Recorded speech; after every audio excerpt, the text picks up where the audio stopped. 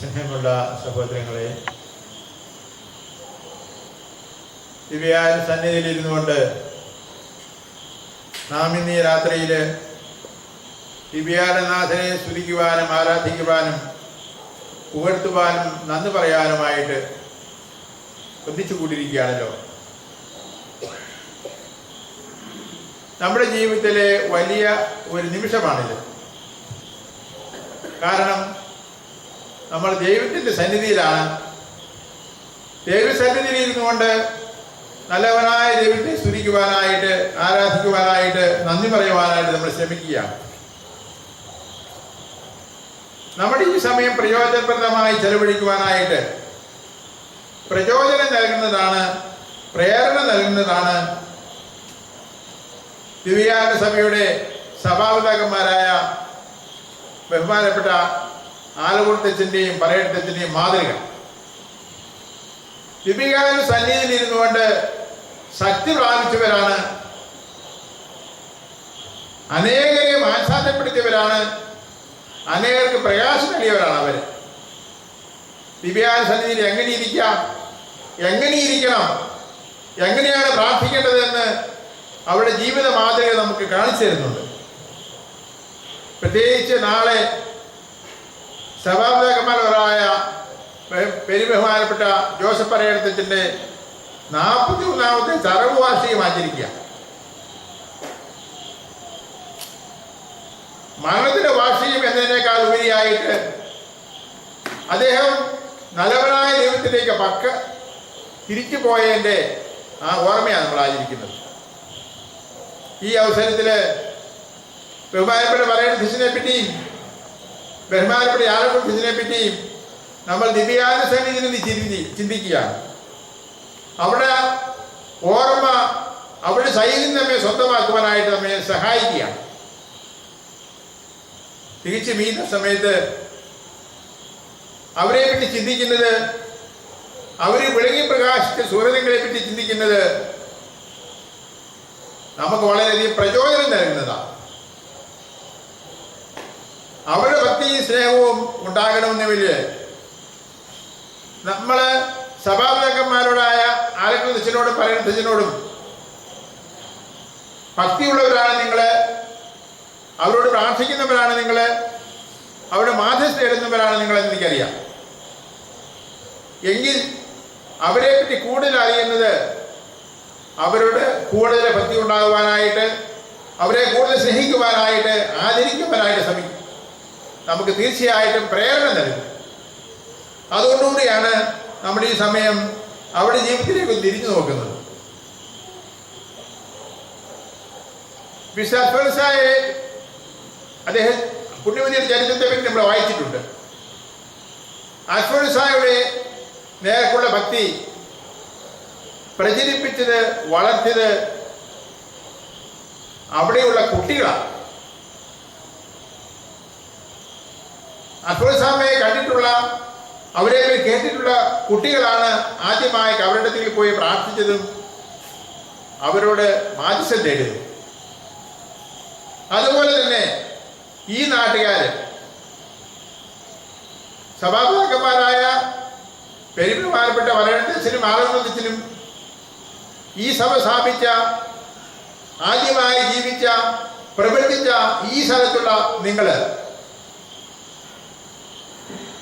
നിങ്ങളായിരിക്കണം ഇവരുള്ള ഭക്തിയെ ആദ്യമായിട്ട് മുൻകൈയെടുക്കേണ്ടത്. അവരിൽ ആഴമായ വിശ്വാസവും ഭക്തിയും തീർച്ചയായിട്ടും നമ്മെ കൂടുതൽ ദിവ്യാനത്തോട് അടുപ്പിക്കും. കാരണം അവരിരുവരും യഥാർത്ഥ ദിവ്യാന ഭക്തരായിരുന്നു. നിങ്ങൾ ഒരുപക്ഷെ അവരെ കണ്ടിട്ടില്ലായിരിക്കാം, കേട്ടിട്ടില്ലായിരിക്കാം. എന്നാൽ അവരെ വളരെ അടുത്തറിയുവാനായിട്ട്, അവരോട് അടുത്ത് പെരുമാറുവാനായിട്ട് എനിക്ക് ഭാഗ്യം ലഭിച്ചിട്ടുണ്ട്. എൻ്റെ അനുഭവത്തിൻ്റെ വെളിച്ചത്തിൽ ചില കാര്യങ്ങൾ, അവരുടെ വിളങ്ങി പ്രകാശ സുഹൃത്തുക്കൾ, അവരുടെ ജീവിത മാതൃക നിങ്ങളുടെ മുമ്പിൽ അവതരിപ്പിക്കാൻ ഞാൻ ആഗ്രഹിക്കുകയാണ്. ബഹുമാനപ്പെട്ട പറയത്തച്ഛനായിരുന്നു എന്നെ സഭയിൽ സ്വീകരിച്ചത്, ആദ്യം സ്വീകരിച്ചത്, എന്നെ വളർത്തിയത്, അദ്ദേഹമാണ്. അതുപോലെ തന്നെ ബഹുമാനപ്പെട്ട ആൽക്കുളത്തിനെ എനിക്ക് നേരിൽ കാണുവാനും സംസാരിക്കാനും ഒത്തിരി ഇടപെടുവാനും സാധിച്ചിട്ടുണ്ട്. അതുകൊണ്ട് എനിക്ക് വ്യക്തമായിട്ട് പറയുവാൻ സാധിക്കും, എൻ്റെ അനുഭവത്തിൽ നിന്ന് എനിക്ക് നിങ്ങളോട് പറയുവാൻ സാധിക്കും, അവരിരുവരും യഥാർത്ഥ ദിവ്യാനന്ദ ഭക്തരായിരുന്നു. അവരുടെ ഭക്തി ആരംഭിച്ചത് വളരെ ചെറുപ്പത്തിലെ ദിവ്യാനന്ദനാഥനോട് ഭക്തിയുള്ളവരായിരുന്നു. അനുദിനം ദിവ്യബലി സംബന്ധിക്കുന്നതിനും ദിവ്യാനന്ദ സ്വീകരിക്കുന്നതിനും ദിവ്യാനന്ദ മുമ്പിൽ ആയിരിക്കുന്നതിനും പ്രത്യേകമായിട്ട് താല്പര്യം കാണിച്ചവരായിരുന്നു. അതിന്റെ ഫലമായി വളരെ ചെറുപ്പത്തിലെ വൈദ്യരാകാനുള്ള ആഗ്രഹമാർക്കുണ്ടായി. അവരിവര് സംസാരിച്ച് ചേർന്ന് നല്ല വൈദ്യരായി തീരുവാനായിട്ട്, ദിവ്യാനന്ദ ഭക്തിയുള്ള വൈദ്യരായി തീരുവാനായിട്ട് ആത്മാർത്ഥമായി ശ്രമിച്ചു. അതിന് അവർക്ക് പ്രചോദനം നൽകിയത് അവരുടെ ആധ്യാത്മിക പിതാവായ കാസ്പരച്ചനായിരുന്നു. അദ്ദേഹം ഇവരെ പ്രത്യേകമായി വിളിച്ചു വരുത്തി ദിവ്യാനന്ദനാഥനെ പറ്റി പറയുകയും ദിവ്യാനന്ദ ഭക്തിയുടെ ആവശ്യത്തെ പറ്റിയും ദിവ്യാനന്ദ ഭക്തി എന്തിൽ അടങ്ങിയിരിക്കുന്നു എന്നൊക്കെ ഇവരെ പ്രത്യേകമായി പഠിപ്പിക്കുകയും ചെയ്തു. അതുകൊണ്ട് ഇവർ വൈദ്യരായി തീർന്നപ്പോൾ ദിവ്യാനന്ദ ഭക്തിയിൽ അടിയുറച്ച താല്പര്യമുള്ള വ്യക്തികളായിട്ടാണ് ഇറങ്ങി വന്നത്. വൈദ്യരായ ശേഷം ഇടവകളിൽ ജോലി ചെയ്യുന്ന അവസരത്തിലും ദിവ്യാനന്ദ ഭക്തി പ്രചരിപ്പിക്കാനായിട്ട് അവർ അങ്ങേയറ്റം ശ്രമിച്ചു. ഇടവകയെ വികാരി എന്ന നിലയിൽ ജനങ്ങളെ നേരിൽ ദിവ്യബലിയിൽ സജീവമായി പങ്കെടുക്കുവാൻ പഠിപ്പിച്ചു. അതോടൊപ്പം തന്നെ ദിവ്യാനന്ദ ഭക്തി അവരുടെ ആഴപ്പെടുത്തുന്നതിനായിട്ട് തങ്ങളുടെ മാതൃക വഴിയായിട്ട് ഉപദേശം വഴിയായിട്ട് പ്രേരണ നൽകി. അതോടൊപ്പം തന്നെ സന്യാസ ജീവിതം ആഗ്രഹിക്കുന്ന ഇരുവരും ഒരു സന്യാസ സഭയ്ക്ക് രൂപം കൊടുക്കുവാനായിട്ടുള്ള പ്രേരണ അവർക്ക് ലഭിച്ചു. അവരുടെ ജീവിതത്തിലെ വലിയൊരു ആഗ്രഹമായിരുന്നു സന്യാസികളാകുക എന്നുള്ളത്. സെമിനാരി ചേർന്ന അവസരത്തിൽ തന്നെ സന്യാസഭയിൽ ചേരുവാൻ അവർ ആഗ്രഹിച്ചു. മാതാപിതാക്കന്മാർ സമ്മതിക്കാഞ്ഞതുകൊണ്ട് ഇടവ വൈദ്യരായി തീർന്നു. എങ്കിലും ആ ആഗ്രഹം ഉള്ളിലുണ്ടായിരുന്നു. അത് വളരെയധികം പ്രകാശിപ്പിച്ച അവസരമായിരുന്നു ദിവ്യാനന്ദ സഭ രൂപം കൊണ്ട അവസരത്തിൽ. 1933 മെയ് 7-ാം തീയതി സഭയ്ക്ക് രൂപം കൊടുത്തത് ഇവരിരുവരും ഒന്നുചേർന്നാണ്. ഇവരുടെ ദിവ്യാനന്ദ ഭക്തിയും സന്യാസ ജീവിതത്തിലുള്ള താല്പര്യവും കൊണ്ടാണ് ഈ സഭ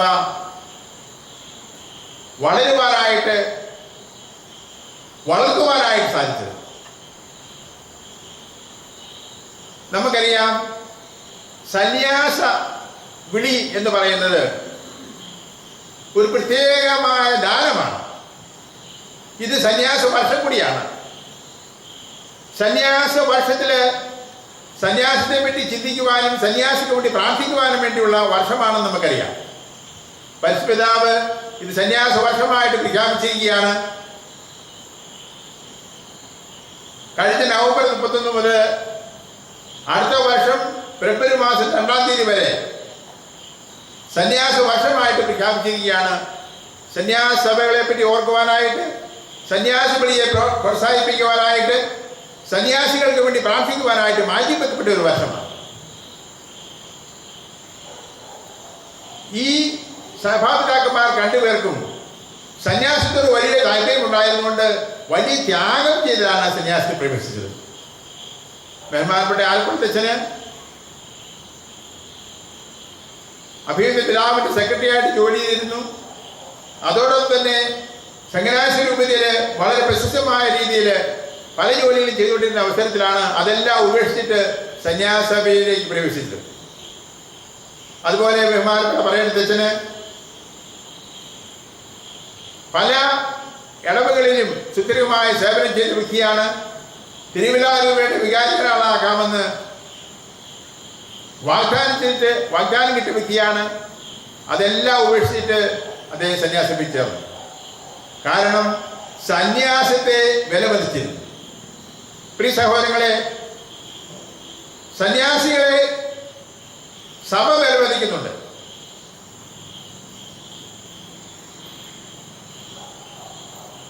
കഴിഞ്ഞ ബിഷപ്പ് സിനഡ് സന്യാസികളെ പറ്റി ചിന്തിക്കുവാനായിട്ട് റോമില് കൂടിയ സിനഡ് ഉദ്ഘാടനം ചെയ്തുകൊണ്ട് പരിശുദ്ധപിതാവ് ജോൺ പോൾ രണ്ടാമൻ സന്യാസം എത്ര വിലപ്പെട്ടതാണ് എന്ന് ഒറ്റ വാചകത്തിൽ പറയുകയുണ്ടായി. അദ്ദേഹം പറഞ്ഞു, മൂല്യങ്ങൾ ചോർന്നു പോകുന്ന സമൂഹത്തില് പ്രത്യാശയുടെയും സ്നേഹത്തിന്റെയും സമർപ്പണത്തിന്റെയും കെടാവഴുക്കളാണ് സന്യസ്തരെന്ന്. തിരുസഭ അങ്ങേയറ്റം വിലമതിക്കുന്നതാണ് സന്യസ്തരെ. ഈ സന്യാസ പക്ഷത്തില് സന്യാസികൾക്ക് വേണ്ടി പ്രാർത്ഥിക്കാനായിട്ട് മാറ്റിവെക്കപ്പെട്ട ഈ വർഷത്തില് സന്യാസത്തിന്റെ മഹത്വത്തെ പറ്റി സഭാപിതാക്കന്മാര് സന്യാസിന് കൊടുത്ത വിലയെ പറ്റി നാം ചിന്തിക്കുന്നത് നല്ലതാണ്. കാരണം മൂല്യം തകർച്ചയുടെ കാലമായിരുന്നു. നമുക്കറിയാം, മൂല്യങ്ങൾക്ക് വിലയില്ല. സത്യത്തിന് നീതിക്ക് വില കൊടുക്കാത്ത മൂല്യച്യുതിയുടെ കാലമായിരുന്നു. ഈ കാലഘട്ടത്തില് സനാതന മൂല്യങ്ങൾക്ക് വില കൊടുക്കുവാനായിട്ട്, സുവിശേഷ മൂല്യങ്ങൾക്ക് വില കൊടുക്കുവാനായിട്ട് മാറ്റിവെക്കപ്പെട്ടവരാണ് സന്യാസർ. അതുകൊണ്ടാണ് തിരുസഭ സന്യാസികളെ പ്രോത്സാഹിപ്പിക്കുന്നത്, സന്യാസ സഭയെ പ്രോത്സാഹിപ്പിക്കുന്നത്. സന്യാസത്തിന്റെ വിലയും നിലയും എത്ര വലുതാണ് എന്ന് പരിശുദ്ധപിതാവ് തൻ്റെ സന്ദേശത്തിൽ പ്രത്യേകമായിട്ട് ഊന്നി പറയുന്നുണ്ട്. തിരുസഭയ്ക്ക് വലിയൊരു മുതൽക്കൂട്ടാണ് സന്യാസം. തിരുസഭയെ വളർത്തുന്ന സന്യാസികമാണ്. നമുക്കറിയാം, തിരുസഭയിലെ ഭൂരിപക്ഷം പുണ്യവാന്മാരും പുണ്യവതികളും സന്യസ്തരാണ്. തിരുസഭയുടെ പരിശുദ്ധിക്ക് സാക്ഷ്യം വഹിക്കുന്നവരാണ് സന്യസ്തര്. അതുകൊണ്ടാണ് സന്യാസികളെ വിലമതിക്കണം, സന്യാസ വിളിയെ വിലമതിക്കണമെന്ന് പിതാക്കന്മാര് ഊന്നി പറയുന്നത്. ഈ സന്യാസ പക്ഷത്തില് ദിവ്യാന സന്നിധിയിരുന്നുകൊണ്ട് നമുക്ക് സന്യാസികൾക്ക് വേണ്ടി പ്രാർത്ഥിക്കാം. ഈ കേരള സഭയിൽ തന്നെ നിരവധി സന്യാസിനികള് ഇന്ന് പ്രവർത്തിക്കുന്നുണ്ട് സഭയുടെ വളർച്ചയ്ക്ക് വേണ്ടി. അവരെ പ്രത്യേകമായിട്ട് ഓർത്ത് പ്രാർത്ഥിക്കേണ്ട ഒരു വർഷമാണിത്. ദിവ്യാന സന്നിധിയിരുന്ന് സഭാകന്മാരെ ഓർക്കുന്നതോടൊപ്പം അവരുടെ ഉണ്ടായിരുന്ന ആ സന്യാസ ചൈതന്യം നമ്മൾ സ്വന്തമാക്കുവാനായിട്ട് പരിശ്രമിക്കാനാണ്. അതുപോലെ തന്നെ ഇരുവരും യഥാർത്ഥത്തിലുള്ള ദിവ്യാനന്ദ ഭക്തരായിരുന്നു. സന്യാസത്തെ സ്നേഹിച്ച പോലെ തന്നെ ദിവ്യാനന്ദത്തെ സ്നേഹിച്ചവരാണ് ബഹുമാനപ്പെട്ട പറയത്തച്ഛനും ആലക്കുളത്തച്ഛനും. ദിവ്യാനന്ദത്തിൽ കേന്ദ്രീകൃതമായ ജീവിതം കഴിച്ചവര്. കാരണം അവൾ വളരെ ചെറുപ്പത്തില് ദിവ്യാനന്ദത്തോട് ഭക്തിയുള്ളവരായി വളർന്നവരാണ്. ദിവ്യാരണ്യം ശക്തിയുടെയും മുക്തിയുടെയും ഭക്തിയുടെയും കേന്ദ്രമായിരുന്നു അവരെ സംബന്ധിച്ചിടത്തോളം. പെരുമാനപ്പെട്ട ആലക്കുളത്തച്ഛന് ദിവ്യാനന്ദത്തെ പറ്റി പറഞ്ഞ ഒരു പ്രസംഗത്തില് എനിക്ക് കേൾക്കുവാൻ സാധിച്ചു. അദ്ദേഹം പറഞ്ഞു, ദിവ്യാനന്ദം ശക്തിയുടെ കേന്ദ്രമാണ്, ശക്തിയുടെ നിദാനമാണ്. നമുക്ക് ശക്തി നൽകുന്നത് ദിവ്യാനന്ദമാണ്. നമ്മുടെ ജീവിതത്തിലെ പ്രശ്നങ്ങളും വേദനകളും വരുമ്പോൾ അതിനെ നേരിടാനുള്ള ശക്തി നമ്മൾ പ്രാപിക്കുന്നത് ദിവ്യാനന്ദത്തിൽ നിന്നാണ്. നമുക്ക് ഓരോ വിധത്തിലെ പ്രയാസങ്ങളും ബുദ്ധിമുട്ടുകളും ഉണ്ടാകും. മാനസികമായി ശാരീരികമായ പ്രശ്നങ്ങൾ നമ്മുടെ ജീവിതത്തിൽ കടന്നു വരുമ്പോൾ അതിനെ നേരിടേണ്ടത് ദിവ്യാനന്ദത്തിന് മുമ്പിൽ ഇരുന്നുകൊണ്ടാണ്. നമ്മുടെ ജീവിത പ്രശ്നങ്ങൾക്ക് ഉത്തരം നൽകുന്നത് ദിവ്യാരണ്യമാണ്. ദിവ്യാനന്ദത്തെ കേന്ദ്രീകൃതമായ ജീവിതം കഴിച്ചിരുന്ന ബഹുമാനപ്പെട്ട സഭാപിതാക്കന്മാര് അവിടെ പ്രശ്നങ്ങൾക്കെല്ലാം ഉത്തരം കണ്ടെത്താനായിട്ട് ശ്രമിച്ചിരുന്നത് ദിവ്യാനന്ദ സന്നിധിയിൽ ഇരുന്നുണ്ടായിരുന്നു. ബഹുമാനപ്പെട്ട പറയത്തച്ഛന്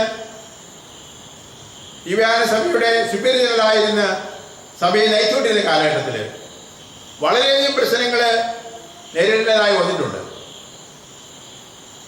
സഭ തുടങ്ങിയ കൊല്ലാട് ആശ്രമത്തിൽ തന്നെ വളരെയധികം പരിസരത്തിൽ തന്നെ വളരെയധികം പ്രശ്നങ്ങൾ നേരിട്ടിട്ട് അവിടെ നിന്ന് മാറിപ്പോകാനുള്ള പ്രേരണ ലഭിച്ച അവസരത്തിൽ ദിവ്യാന സന്നിധിയിൽ നിന്ന് പ്രാർത്ഥിച്ചുകൊണ്ടാണ് അദ്ദേഹം ശക്തി പ്രാപിച്ചത്. ഇന്ന് ഒരു വലിയ സ്ഥാപനമായിട്ട് അത് ഉയർന്നിട്ടുണ്ട് എന്ന വരിയിൽ സഭാപിതാക്കന്മാര് ദിവ്യാനനാഥിൽ നിന്ന് ശക്തി പ്രാപിച്ചുകൊണ്ടാണ്. അതുകൊണ്ടാണ് ദിവ്യാനന്ദ ശക്തിയുടെ കേന്ദ്രമാണെന്ന് പറഞ്ഞത്.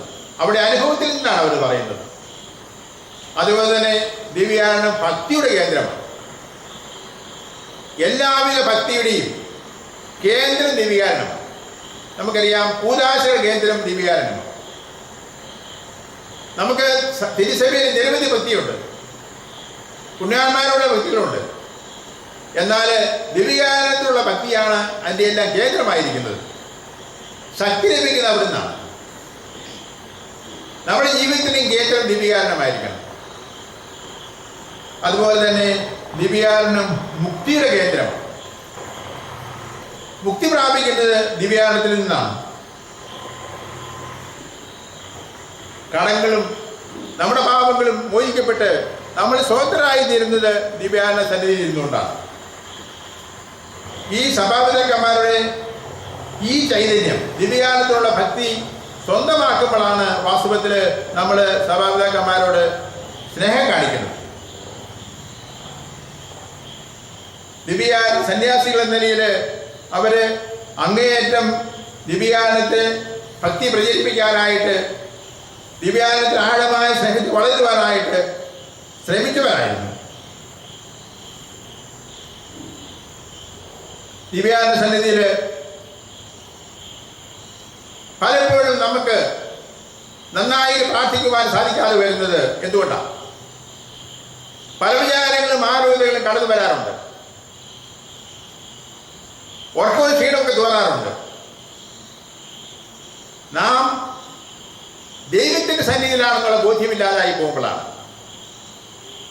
ഈ ലോകത്തിന്റെയും പരലോകത്തിന്റെയും ഉടനായ ദൈവത്തിന് മുമ്പിലാണ് ഞാൻ ഇരിക്കുന്നത്. ആ ദൈവത്തോട് ഞാൻ സംസാരിക്കുന്നത്, ആ ദൈവ സാന്നിധ്യ സ്മരണ നമ്മൾ ഉണർത്തിയെങ്കിൽ മാത്രമേ ഭക്തിയോടുകൂടി ദിവ്യാന സന്നിധി ചെലവഴിക്കാൻ സാധിക്കുകയുള്ളൂ. ഞാൻ എൻ്റെ ദൈവത്തിന് മുമ്പിലാണ് ഇരിക്കുന്നത്.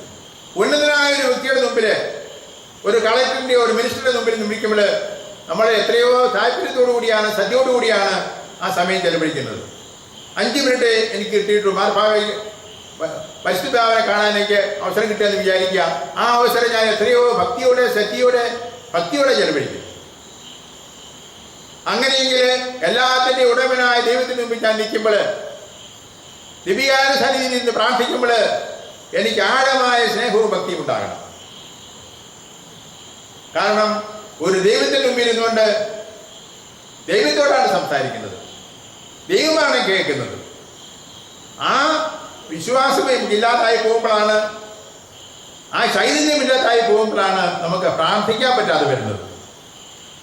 അതുകൊണ്ട് ദിവ്യാന സന്നിധി കടന്നു വരുമ്പോൾ തന്നെ ദിവ്യസാന്നിധ്യം വരുത്തിക്കൊണ്ട് ദിവ്യനാഥനെ ഏറ്റു പറഞ്ഞുകൊണ്ട് അവിടുത്തെ സ്തുതിക്കുവാനായിട്ട്, ആരാധിക്കുവാനായിട്ട് നമുക്ക് സാധിക്കണം.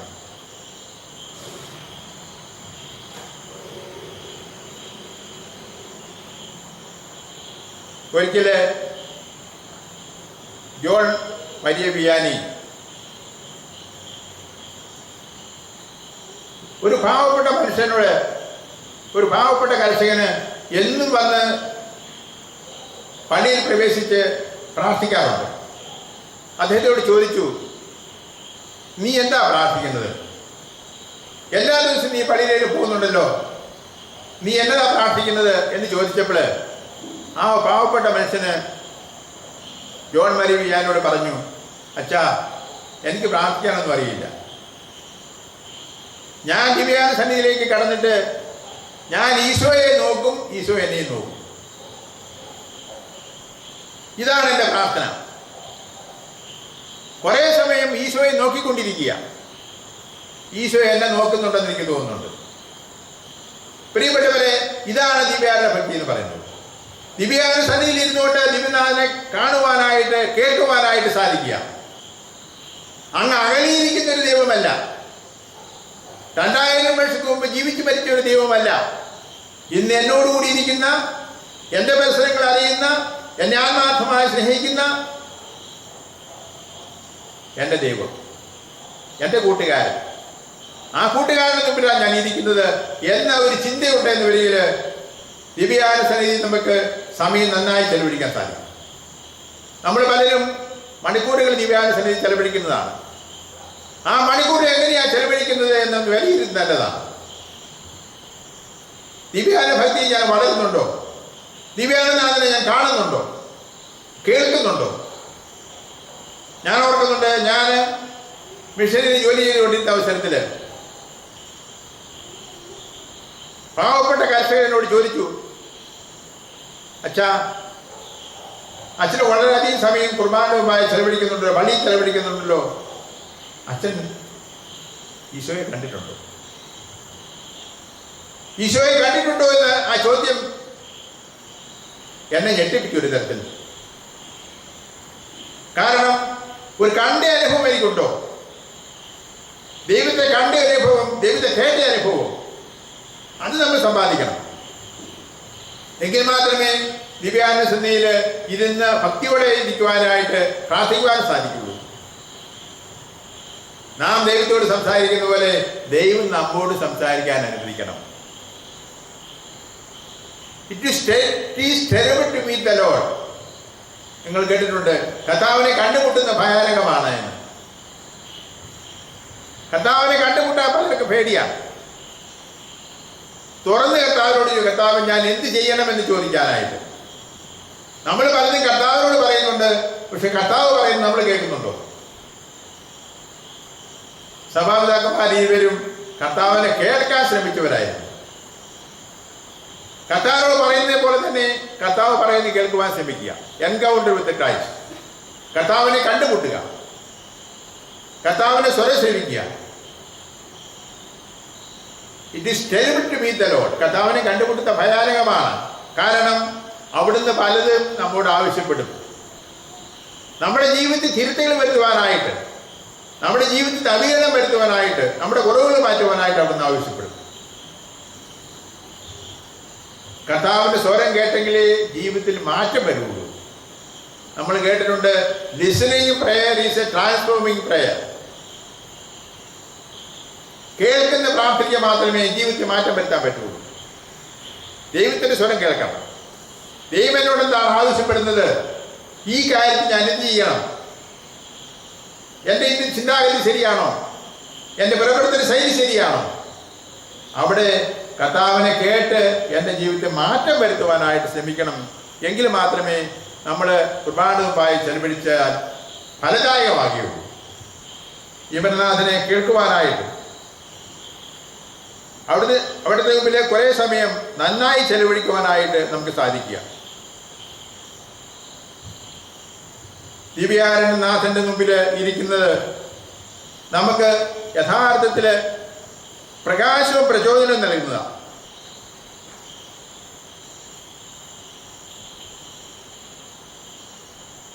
ദിവ്യാനസന്നിധിയിൽ ആയിരിക്കുക വലിയൊരു ഭാഗ്യമായി കരുതുക.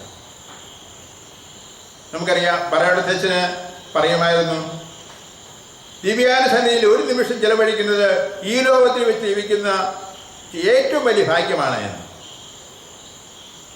ദിവ്യാനസന്നിധിയിൽ ഒരു നിമിഷം ചെലവഴിക്കുന്നത് ഈ ലോകത്തിൽ വെച്ച് ലഭിക്കാവുന്നതിൽ വെച്ച് ഏറ്റവും വലിയ ഭാഗ്യമാണെന്ന്.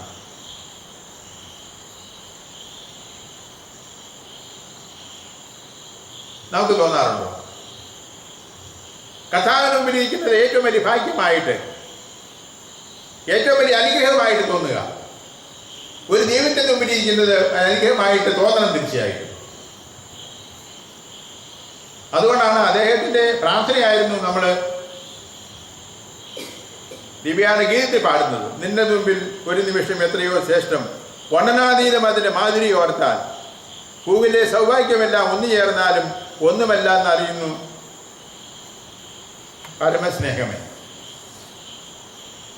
ഈ ലോകത്തെ ഭാഗ്യമെല്ലാം ഒന്നു ചേർന്നാലും ഒരു നിമിഷം നിങ്ങൾക്ക് ദിവ്യാനസന്നിധിയിൽ ഇരിക്കുന്നിടത്തോളം ഭാഗ്യമാകുകയില്ല. ഏറ്റവും വലിയ സന്തോഷം നൽകുന്നത് ദിവ്യാനസന്നിധിയിൽ ഒരു നിമിഷം ചെലവഴിക്കുന്നതാണ്. നിങ്ങൾ ടാഗോറിനെ പറ്റി കേട്ടിട്ടുണ്ട്. സാഹോദരൻ ഗീതാഞ്ജലിയിൽ ദൈവത്തോടു കൊള്ളിയിരിക്കുന്നതിൻ്റെ ആനന്ദം വർണ്ണിക്കുന്നുണ്ട്. അദ്ദേഹം പറയുകയാണ്, ഒരു നിമിഷത്തേക്ക് നിന്റെ മുമ്പിൽ അടുത്ത് ഇരുന്നു കൊള്ളട്ടെ. ദൈവത്തോട് ചോദിക്കുക, കർത്താവേ, നിന്റെ മുമ്പിൽ ഒരു നിമിഷം ഞാൻ ഇരുന്നു കൊള്ളട്ടെ. എനിക്ക് ചെയ്തു തീർക്കാനുള്ള ജോലികളെല്ലാം ഞാൻ പിന്നെ ചെയ്തുകൊള്ളാം. എൻ്റെ ജോലികളെല്ലാം ഞാൻ മാറ്റി വെച്ചുകൊള്ളാം. നിന്റെ മുമ്പിൽ ഒരു നിമിഷം ഇരിക്കുവാൻ എനിക്ക് അനുവാദം തരണമേ. എനിക്ക് തീർക്കാനുള്ള കർത്തവ്യങ്ങളെല്ലാം ഞാൻ പിന്നെ ചെയ്തുകൊള്ളാം. ദൈവത്തിന് വേണ്ടിയുള്ള ദാഹം എത്ര വലുതാണെന്ന് അദ്ദേഹം ആവർത്തിക്കുകയാണ്. എനിക്ക് നിന്നെ വേണം, നിന്നെ മാത്രം മതി എന്നെന്നും എൻ്റെ ഹൃദയം അങ്ങനെ തന്നെയാണ് പറഞ്ഞുകൊണ്ടിരിക്കുന്നത്. എൻ്റെ ഹൃദയത്തിനുള്ളിൽ ഇതുപോലെ ഒരു ചിന്ത എനിക്കുണ്ടോ? പ്രിയ സഹോദരങ്ങളെ, ഞാനും നിങ്ങൾ ഈ വ്യാസനയിൽ സമയം ചെലവഴിക്കുന്നവരാണ്. യേശുവിന് മുമ്പിലിരിക്കുന്ന ഒരു ഭാഗ്യമായ കണക്കിക്കൊണ്ട് അവിടുത്തെ മുമ്പിലിരിക്കാൻ ആഗ്രഹിക്കുക, അവിടുത്തെ കാണുവാൻ ആഗ്രഹിക്കുക, അവിടുത്തെ സ്വരം ശ്രമിക്കാൻ ആഗ്രഹിക്കുക. അങ്ങനെ ദീപികാനന്ദത്തോട് ആഴമായ ഒരു സ്നേഹത്തിൽ ഭക്തി വളരുവാനായി.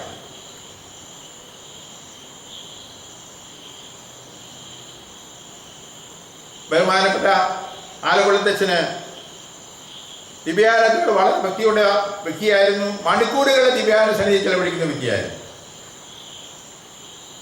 അദ്ദേഹം ദിവ്യാനന്ദ സന്നിധിയിൽ ഇരുന്നുകൊണ്ട് സകല സൃഷ്ടിജാലങ്ങളോട് ചേർന്നുകൊണ്ട് അവിടുത്തെ ആരാധിക്കുമായിരുന്നു. അദ്ദേഹത്തിൻ്റെ പ്രാർത്ഥനയിൽ നാം പാടുന്നുണ്ട്, ആഴി തന്നിൽ എത്ര കോടി ജലഗണമുണ്ടോ, ഊഴി തന്നിൽ എത്ര മൺതരികളുണ്ടോ, വാനത്തിൽ എത്ര കോടി താരകളുണ്ടോ, അത്രയോളം അനവരതം സ്തുതിസ്തോത്രങ്ങളെന്ന്. ദൈവത്തിന് വരുന്ന സ്തുതിസ്തോത്രങ്ങൾ കൊടുക്കുന്നതിന് കണക്കില്ല. ആഴി തന്നെ എത്ര കോടി ജലഗണമുണ്ടോ. നമുക്കറിയാം, കടലിൽ, സമുദ്രത്തിൽ എത്ര തുള്ളി വെള്ളമുണ്ടോ. ഒരു കുടത്തിലെ വെള്ളം പോലും നമുക്ക് എണ്ണി തിട്ടപ്പെടുത്താൻ പറ്റില്ല. അപ്പോൾ കടലിൽ അല്ലെ സമുദ്രത്തിൽ എത്ര കോടി ജലഗണങ്ങളുണ്ടോ അത്രയോളം സ്തുതിയാണ്. ദൈവത്തിന് സ്തുതി കൊടുക്കുന്നതിന് കണക്കില്ല. വിശുദ്ധാത്മാക്കള് അങ്ങനെയാണ് ദൈവത്തെ സ്തുതിച്ചുകൊണ്ടിരുന്നത്. അതുപോലെ ഊഴി തന്നിൽ എത്ര കോടി മണൽത്തരികളുണ്ടോ. ഈ മുറ്റത്തെ മണൽത്തരികൾ നമുക്ക് എണ്ണാൻ സാധിക്കില്ല. ഭൂമിയിൽ എത്ര മണൽത്തരികളുണ്ടോ അത്രയോളം മഹത്വമാണ് ദൈവത്തിന് കൊടുക്കുന്നത്. വാനിടത്തിൽ എത്ര കോടി താരകളുണ്ടോ, എത്രയോ നക്ഷത്രങ്ങളുണ്ടോ എന്ന് നമുക്കറിയാൻ പാടില്ല. അതിൻ്റെ വലിപ്പം, അതിൻ്റെ മഹത്വം നമുക്കറിയാൻ പറ്റില്ല. അത്ര മഹത്വം ദൈവത്തിനുണ്ടാകട്ടെ. അതായിരുന്നു അദ്ദേഹത്തിൻ്റെ ആഗ്രഹം, പ്രാർത്ഥന. പ്രിയ സഹോദരങ്ങളെ, ദിവ്യാനന്ദ സന്നിധിയിൽ നിന്നുകൊണ്ട് സഭാതകന്മാരുടെ ഈ ചൈതന്യത്തോടെ ദൈവത്തെ ആരാധിക്കാനായിട്ട്, അവിടുത്തെ സ്തുതിക്കാനായിട്ട്, അവിടുത്തേക്ക് മഹത്വം കൊടുക്കുവാനായിട്ട് നമുക്ക് സാധിക്കണം. കാരണം ദൈവത്തെ എത്രമാത്രം സ്തുതിച്ചാലും മതിയാകുകയില്ല. അദ്ദേഹം എൻ്റെ സ്നേഹിതനാണ്, എന്നെ വ്യക്തിപരമായി സ്നേഹിക്കുന്ന ദൈവമാണ്. ആ ദൈവത്തെ പിടിയിരിക്കുന്നത് എനിക്ക് വലിയൊരു അനുഭവമായിട്ട് തോന്നണം.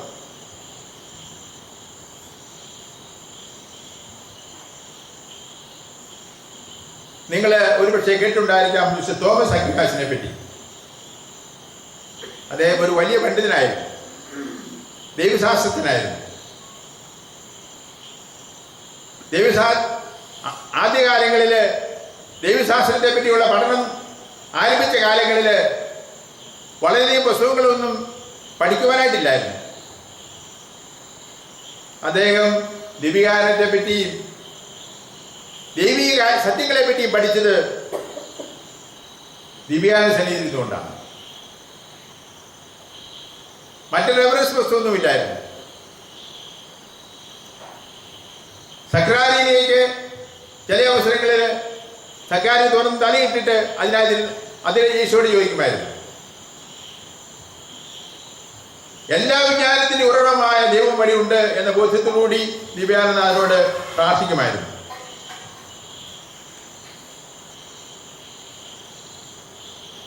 ഇതുപോലെ നമ്മുടെയൊക്കെ ശക്തി കേന്ദ്രം, ഭക്തിയുടെ കേന്ദ്രം ദിവ്യാനന്ദമായിട്ട് മാറണം. ദിവ്യാനന്ദത്തിൽ കേന്ദ്രീകൃതമായ ഒരു ജീവിതം കഴിക്കാനായിട്ട് നമുക്ക് സാധിക്കണം.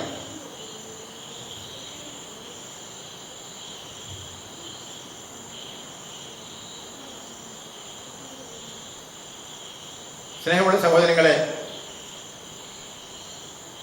ദിവ്യകാര്യത്തോടുള്ള ഭക്തി നമ്മെ തീർച്ചയായിട്ടും ദിവ്യബലിയിലേക്ക് ആശ്രയിക്കും. ഒരു ദിവസം നമുക്ക് ചെയ്യാവുന്ന ഏറ്റവും വലിയ സൽപ്രവൃത്തി എന്താണെന്ന് ചോദിച്ചാൽ ഒരു ദിവ്യബലി സംബന്ധിക്കുക. സഭാപിതാക്കന്മാര് അങ്ങേയറ്റം പ്രാധാന്യം കൊടുത്തിട്ടായിരുന്നു ദിവ്യബലി അർപ്പിക്കുന്നതിൽ. അവിടെ ദിവ്യബലി സംബന്ധിക്കാൻ എനിക്ക് സാധിച്ചിട്ടുണ്ട്. ദിവ്യബലി ഒരു വലിയ അനുഗ്രഹം, ഒരു വലിയ ചൈതന്യം നൽകുന്ന ഒരു നിമിഷമായിരുന്നു. വിശുദ്ധ ആഗസ്തീനോസ് പറയുന്നുണ്ട്, ഒരു ബലി സംഭവിക്കുന്നത് ഏറ്റവും വലിയ അനുഗ്രഹമാണ്. സകല പുണ്യവാന്മാരുടെയും പുണ്യവതികളുടെയും പരിശുദ്ധ അമ്മയുടെ പ്രാർത്ഥന ഒന്നിച്ചു കൂട്ടിയാലും ഒരു ബലിയോടും ആകിയില്ലായിരുന്നു. അത്രമാത്രം പ്രാധാന്യം ദിവ്യബലിക്കുണ്ട്. നമ്മൾ അനുദിനം ദിവ്യബലി സംബന്ധിക്കുവാനായിട്ട് ശ്രമിക്കുന്നവരാണ്. എത്രമാത്രം ഭക്തിയോടുകൂടിയാണ്, ശ്രദ്ധയോടുകൂടിയാണ് ദിവ്യബലി സംബന്ധിക്കുന്നത് എന്ന് ചിന്തിക്കുന്ന നല്ലതാണ്.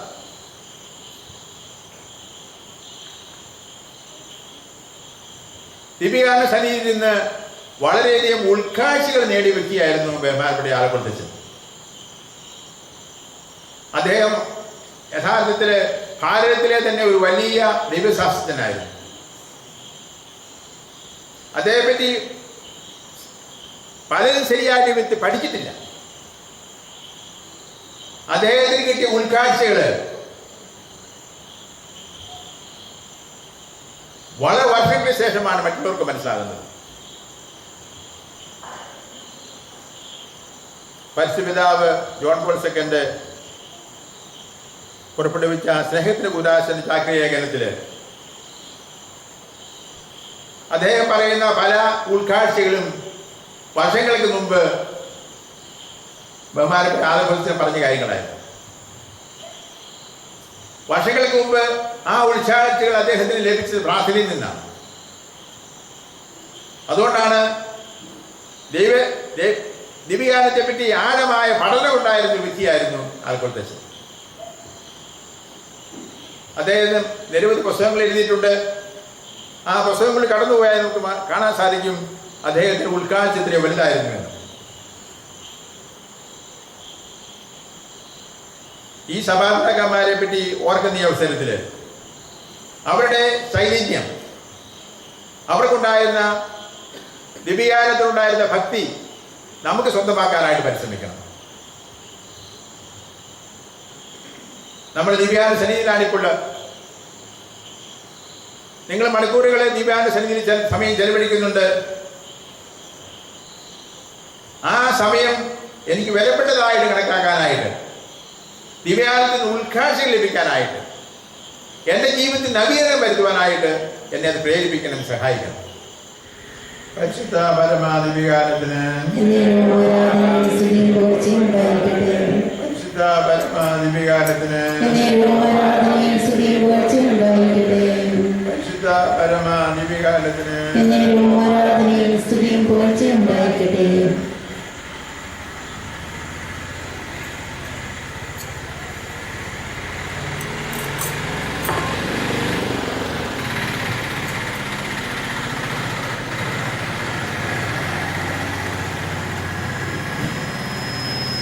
സഹോദരങ്ങളെ, ബഹുമാനപ്പെട്ട ആലപ്പുഴത്തച്ഛനും ബഹുമാനപ്പെട്ട പരേടത്തച്ഛനും യഥാർത്ഥ ദിവ്യകാരണ ഭക്തരായിരുന്നു എന്ന് നാം കാണുകയുണ്ടായി. എന്താ ദിവ്യകാരണ ഭക്തി? ഏതാനും മണിക്കൂറുകള് ദിവ്യകാരണ സന്നിധിയിൽ ഞാൻ ചെലവഴിച്ചാല് കുറെ പാട്ടുകൾ ഞാൻ പാടിയാല് ഞാൻ ഒരു ദിവ്യകാരണ ഭക്തനാകുന്നു? ഇല്ല. ഞാനൊരു ദിവ്യകാരണ ഭക്തനാകണമെന്ന് വരിയിൽ ദിവ്യകാരണ ചൈതന്യം ഉൾക്കൊള്ളുവാനായിട്ട് എനിക്ക് സാധിക്കണം. എന്താ ദിവ്യകാരണത്തിന്റെ ചൈതന്യം? ദിവ്യകാരണത്തിന്റെ ചൈതന്യം സ്നേഹത്തിന്റെ ചൈതന്യമാണ്, കാരുണ്യത്തിന്റെ ചൈതന്യമാണ്. നാം ദിവ്യകാരണത്തെ വിളിക്കുന്നത് പരിശുദ്ധ പരമ ദിവ്യകാരുണ്യമെന്നാണ്. കുർബാന ദിവ്യകാരുണ്യമാണ്, ദൈവത്തിന്റെ കാരുണ്യമാണ്, പരിശുദ്ധമായ കാരുണ്യമാണ്. പരിശുദ്ധനായ ദൈവത്തിന്റെ സാന്നിധ്യമാണ് നമ്മളെ കാണുന്നത്, പരമകാരുണ്യമാണ്. അപ്പൊ ദിവ്യകാരുണ്യം പരിശുദ്ധ പരമ ദിവ്യകാരുണ്യമാണ്, കാരുണ്യമാണ്, സ്നേഹമാണ് ദിവ്യകാരുണ്യത്തിന്റെ ചൈതന്യം. അപ്പോൾ യഥാർത്ഥ ദിവ്യകാരുണ്യ ഭക്തരാകണമെന്ന വരിയിൽ ദിവ്യകാരുണ്യ ചൈതന്യം ഉൾക്കൊള്ളുന്നവരായിരിക്കണം. ദൈവത്തിന് ആനന്ദമായ സ്നേഹമാണ് ദിവ്യകാരുണ്യം നാം ദർശിക്കുന്നത്. കൊടുത്തിട്ടും മതിയാകാത്ത സ്നേഹം. യേശു സ്വർഗ്ഗപ്പെട്ട് ഭൂമിയിലേക്ക് ഇറങ്ങി വന്നു, മനുഷ്യനായി. അതുകൊണ്ട് തൃപ്തനാകാതെ താൻ ഇറങ്ങി അപ്പത്തിന്റെ രൂപത്തിലായി. നമ്മോടുകൂടി ഒന്നാകാൻ വേണ്ടി, നമ്മുടെ ഹൃദയത്തിൽ എഴുന്നള്ളി വരുവാനും വേണ്ടി, നമ്മെ സ്വന്തമാക്കുവാൻ വേണ്ടി അവിടുന്ന് താന്നിറങ്ങി. ഇവിടെയാണ് ദൈവത്തിന്റെ അനന്തമായ സ്നേഹം നമ്മൾ ദർശിക്കുന്നത്. വിശുദ്ധ ഒരു രക്തത്തിന്റെ രൂപത്തിൽ അവിടത്തേക്ക് സ്ഥാപിക്കാമായിരുന്നു, വിലപ്പെട്ട രക്തം. എങ്കില് ഒരുപക്ഷെ മനുഷ്യന്റെ മുമ്പിൽ കൂടുതൽ ബഹുമാനവും ആദരവും ലഭിക്കുമായിരുന്നു. എന്നാൽ അവിടുന്ന് കുർബാന സ്ഥാപിച്ചത് അപ്പത്തിന്റെ രൂപത്തിലാണ്. എന്തുകൊണ്ടാണ് അപ്പത്തിന്റെ രൂപത്തിൽ സ്ഥാപിച്ചത്? നമ്മുടെ ഉള്ളിലേക്ക് വന്ന് അപ്പമായി തീരുവാനായിട്ട്, നമുക്ക് ജീവൻ നൽകുവാനായിട്ട്, നമ്മോട് ലയിച്ചു ചേർന്ന് ഒന്നായി തീരുവാനും വേണ്ടി, അപ്പമാകാൻ, ജീവനാകാൻ വേണ്ടി. ലോകത്തിലെ ഒരിടത്ത് മാത്രം കുർബാന സ്ഥാപിക്കാമായിരുന്നു. ഇന്ന് പരിശുദ്ധ പിതാവ് റോമിലിരിക്കുന്ന പോലെ തന്നെ വിശുദ്ധ സ്ഥാപിച്ചുകൊണ്ട് ലോകത്തിലെ ഒരു സ്ഥലത്ത് മാത്രം അവിടുന്ന് സന്നിധനായിരുന്നെങ്കിൽ ആളുകളെല്ലാം ഓടിക്കൂടുമായിരുന്നു. ഇതങ്ങനെയല്ല. ലോകത്തിലുള്ള എല്ലാ ദേവാലയങ്ങളിലും എല്ലാ സകരാദികളിലും അവിടുന്ന് എഴുന്നള്ളിയിരിക്കുകയാണ്, നമ്മളുള്ള അനന്തമായ സ്നേഹം കാണിക്കുവാനായി. ദിവ്യകാരുണ്യത്തിൽ നമ്മൾ ദർശിക്കുന്നത് ദൈവത്തിന്റെ അനന്തമായ സ്നേഹമാണ്. നമ്മുടെ നേരെയുള്ള സ്നേഹമാണ് അപ്പത്തിന്റെ രൂപത്തിൽ വിശുദ്ധ സ്ഥാപിക്കുവാനായിട്ട്, എല്ലാ ദേവാലയങ്ങളിലും എഴുന്നള്ളിയിരിക്കുവാനായിട്ട് അവിടുത്തെ പ്രേരിപ്പിക്കുന്നത്. നമുക്കറിയാം, ദിവ്യകാരുണ്യം ഗോളാകൃതിയിലുള്ള ഓസിയാണ്. ഗോളാകൃതിയിലുള്ള ഓസി ആഗോള സ്നേഹത്തെയാണ് സൂചിപ്പിക്കുന്നത്. എല്ലാവരെയും ഉൾക്കൊള്ളുന്ന സ്നേഹം, എല്ലാവർക്കും എല്ലാമായി തീരുന്ന ദൈവത്തിന്റെ സ്നേഹം. നമ്മൾ ദിവ്യാന സന്നിധിയിൽ ഇരിക്കുമ്പോൾ ഈ വെളുത്തി ഓസി കാണുമ്പോൾ, ഗോളാകൃതിയിൽ ഓസി കാണുമ്പോൾ ദൈവത്തിന്റെ നിർമ്മലമായ സ്നേഹത്തെ പറ്റി ഓർക്കണം. വെളുത്തി ഓസി അവിടുത്തെ നിർമ്മലമായ സ്നേഹത്തെ സൂചിപ്പിക്കുന്നത്. ലോകത്തെ മുഴുവൻ ഉൾക്കൊള്ളുന്ന, എല്ലാവരെയും സ്നേഹിക്കുന്ന, എല്ലാവരെയും സ്വന്തമാകുന്ന ദൈവത്തിന്റെ അനന്തമായ സ്നേഹം. ഈ അനന്ത സ്നേഹത്തിന്, ഈ ദിവ്യകാരുണ്യത്തിന്, പരമകാരുണ്യത്തിന് പ്രതിസ്നേഹം പ്രകടിപ്പിക്കുവാനായിട്ടാണ് നാം നമ്മെ തന്നെ പൂർണ്ണമായി ദൈവത്തിന് വിട്ടുകൊടുക്കുന്നത്. നാം ദിവ്യകാരുണ്യ സന്നിധിയിൽ നിന്നുകൊണ്ട് ഈ സ്നേഹം ആസ്വദിക്കുക. എനിക്ക് വേണ്ടി അപ്പമായി തീർന്ന താന്നിറങ്ങിയ യേശുവിനെ സ്വന്തമാക്കുവാനായിട്ട് ഞാൻ എന്നെ തന്നെ പൂർണ്ണമായി ദൈവത്തിന് കൊടുക്കുക. നമ്മുടെ സമർപ്പണത്തിൽ മാമോദിസ സ്വീകരിച്ചപ്പോൾ നമ്മൾ നമ്മെ തന്നെ പൂർണ്ണമായി ദൈവത്തിന് സമർപ്പിച്ചു വരാം. പിന്നീട് സന്യാസ സമർപ്പണം നടത്തിയവര്, അല്ല വൈദികരായിട്ടുള്ളവര് തങ്ങളെ തന്നെ പൂർണ്ണമായി ദൈവത്തിന് വിട്ടുകൊടുത്തവരാണ്. സ്നേഹത്തിന് കൊടുക്കുന്ന പ്രത്യുത്തരമാണ് സന്യാസം. സ്നേഹത്തിന് കൊടുക്കുന്ന പ്രത്യുത്തരമാണ് ക്രിസ്തീയ വഴി. ദൈവത്തിന്റെ സ്നേഹം മനസ്സിലാക്കിക്കൊണ്ട് ആ ദൈവത്തെ സ്നേഹിക്കാൻ വേണ്ടി മാത്രം മാറ്റിവെക്കപ്പെട്ടവരാണ് നമ്മൾ. അപ്പൊ ദിവ്യാന ഭക്തി എന്ന് പറയുന്നത് ഈ സ്നേഹം അടുത്തറിയുന്നതാണ്. ദിവ്യാനനാഥന്റെ ഈ വലിയ സ്നേഹം, വിസ്മരിക്കാനാവാത്ത സ്നേഹം, അമരണീയമായ സ്നേഹം മനസ്സിലാക്കിക്കൊണ്ട് ആ ദൈവത്തെ അതുപോലെ സ്നേഹിക്കാൻ നമ്മൾ പരിശ്രമിക്കുക.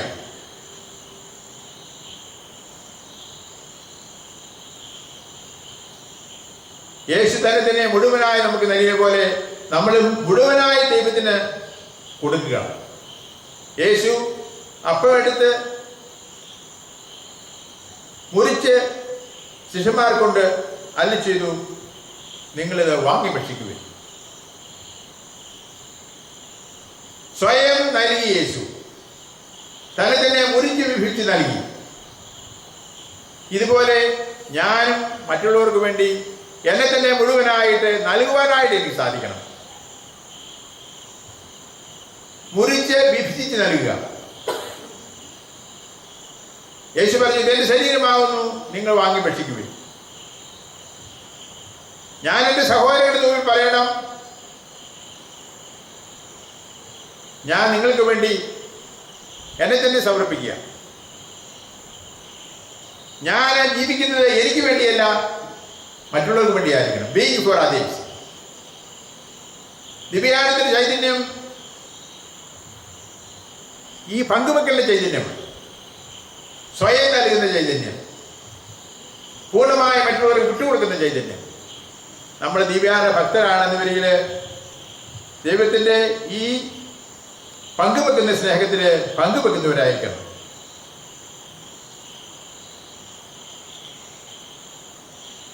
അവിടുന്ന് സ്വർഗം വിട്ട് ഭൂമിയിൽ ഇറങ്ങി ജീവൻ നൽകുന്ന അപ്പമായി, ലോകത്തിന് ജീവൻ നൽകാനായിട്ടാണ് അവിടുന്ന് സ്വർഗം വിട്ട് ഭൂമിയിലേക്ക് ഇറങ്ങി വന്നത്. യോഹന്നാന്റെ സുവിശേഷം 6:5 സ്വർഗത്തിൽ നിന്ന് ഇറങ്ങി വന്ന ജീവനുടെ അപ്പമാണ് ഞാൻ, ആരെങ്കിലും ഈ അപ്പത്തിന് ഭക്ഷിച്ചാലും എന്നേക്കും ജീവിക്കുമെന്ന് അവിടുന്ന് അരുളി ചെയ്തിട്ടുണ്ട്.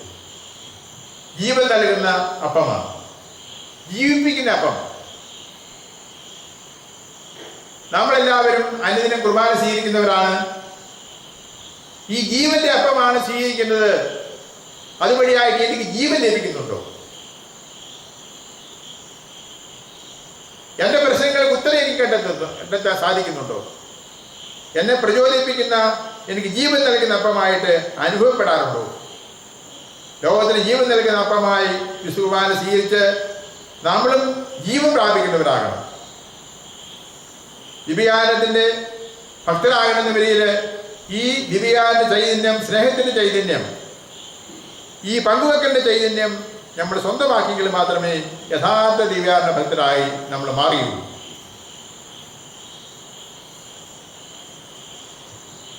സഭാപിതാക്കന്മാരായ ബഹുമാനപ്പെട്ട ആലപ്പുഴത്തച്ഛനും പറയത്തച്ഛനും ഈ ദിവ്യാന ചൈതന്യം ഉൾക്കൊണ്ട് ജീവിച്ചവരായിരുന്നു. തങ്ങളുടെ സമയവും തങ്ങളുടെ ആരോഗ്യവും തൻ്റെ പഠനവുമൊക്കെ മറ്റുള്ളവരുമായിട്ട് പങ്കുവെക്കുവാനായിട്ട് ചെലവഴിച്ചവരാണ്. ഇടവകളിൽ ജോലി ചെയ്യുന്ന അവസരത്തിൽ സാധാരണക്കാരുടെ പക്കലേക്ക് ഇറങ്ങി ചെന്നിട്ട് അവർ പരസ്യങ്ങളെ മനസ്സിലാക്കിക്കൊണ്ട് അവരെ സഹായിക്കുവാനായിട്ട്, അവർക്ക് വേണ്ടി ജോലി ചെയ്യുവാനായിട്ട്, അധ്വാനിക്കാനായിട്ട് അങ്ങേയറ്റം ശ്രമിച്ചവരായിരുന്നു. അവിടെ പ്രശ്നങ്ങൾക്ക് ഉത്തരം കണ്ടെത്താനായിട്ട് കൊടുക്കുവാനായിട്ട് ശ്രമിച്ചവരായിരുന്നു. രോഗികളെ പരിചരിക്കുവാനായിട്ട്, വേദന അനുഭവിക്കുന്നവരെ ആശ്വസിപ്പിക്കുവാനായിട്ട് ഭവനങ്ങൾ സന്ദർശിക്കുകയും മറ്റൊരു ആശുപത്രികൾ സന്ദർശിക്കുകയും ചെയ്ത അവര് ദിവ്യാന ചൈതന്യം ഉൾക്കൊണ്ടുകൊണ്ട് പ്രവർത്തിച്ചവരാണ്.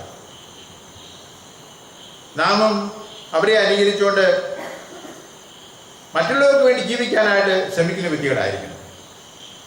ഒരു കാര്യം നമ്മൾ ഓർക്കണം, എൻ്റെ സമയവും എൻ്റെ ആരോഗ്യവും എൻ്റെ സ്വത്തും എൻ്റെ സ്വന്തമല്ല. എനിക്ക് ലഭിച്ചിരിക്കുന്നത് മറ്റുള്ളവരുമായിട്ട് പങ്കുവെക്കാനുള്ളതാണ്.